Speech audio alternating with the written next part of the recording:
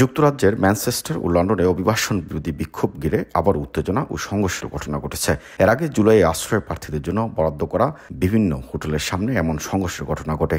শনিবার ৩ August Manchester ও লন্ডনে পাল্টাপাল্টি বিক্ষোভে উত্তেজনা ছড়িয়ে পড়ে এবং পুলিশ সংঘর্ষ ঠেকাতে হস্তক্ষেপ করে। ম্যানচেস্টারে অতি ডানপন্থী রাজনৈতিক দল ব্রিটেন ফার্স্ট আয়োজিত মিছিলে অভিবাসন বিরোধী বিক্ষোভকারীরা রিমাইগ্রেশন বা অভিবাসীদের জন্য নিজ দেশে ফেরত পাঠানোর দাবি তোলে। পাল্টা অবস্থান নেওয়া বর্ণবাদ বিরোধী গোষ্ঠীগুলোর সঙ্গে বিক্ষোভকারীদের প্রথমেই সংঘর্ষ শুরু হয়। পরে পুলিশ উভয় পক্ষকে আলাদা করে। ৬৬ বছর বয়সী এক বিক্ষোভকারী বলেন, এটা রিমাইগ্রেশনের জন্য মিছিল। আমাদের হোটেলগুলো অভিবাসীতে পরিপূর্ণ, অথচ আমাদের নাগরিকেরা ক্ষুধার্ত অবস্থায় রাস্তায় ঘুমাচ্ছে।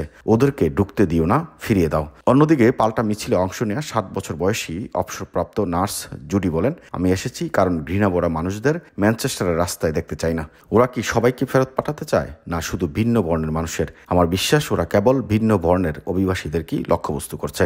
লন্ডনের বারবিকান এলাকাতেও অভিবাসন বিরোধী বিক্ষোভকারীদের একটি দল শহরের একটি হোটেলের সামনে জড়ো হয়। যেখানে আশ্রয় প্রার্থীদের রাখা হচ্ছিল, সেখানে পাল্টা অবস্থান নেওয়া গোষ্ঠীগুলোর সঙ্গে হাতাহাতি শুরু হলে পুলিশ হস্তক্ষেপ করে। লন্ডন মেট্রোপলিটন পুলিশ জানায়, ঘটনাস্থল থেকে ৯ জনকে গ্রেপ্তার করা হয়েছে, যার মধ্যে ৭ জনের বিরুদ্ধে পাবলিক অর্ডারের অভিযোগ আনা হয়েছে।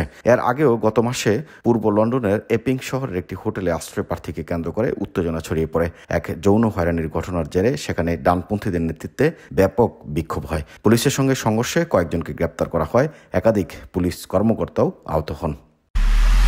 এমআইবি সংবাদ ও সংবাদ সংশ্লিষ্ট অনুষ্ঠান দেখতে ভিজিট করুন www.mibtelevision.tv ও facebook.com/mibtelevision.tv এবং সাবস্ক্রাইব করুন youtube.com/mibtelevision এ।